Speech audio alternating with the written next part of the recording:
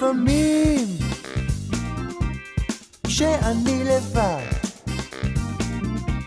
אני מצייר לי ליצן נחמד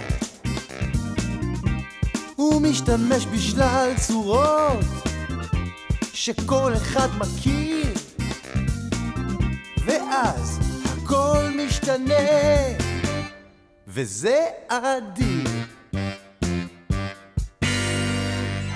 בואו נצייר עיגול, נעשה לו פנים חמודות, 2 עיגולים לעיניים ועיגול לשפתיים אדומות.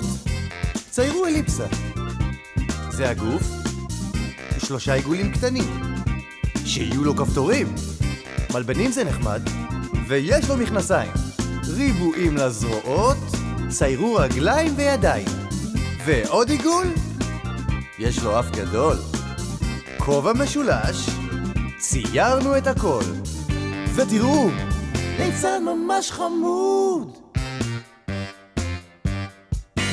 אני מכיר הרבה צורות, אני מכיר צורות יפות, אני מכיר הרבה צורות, אני מכיר.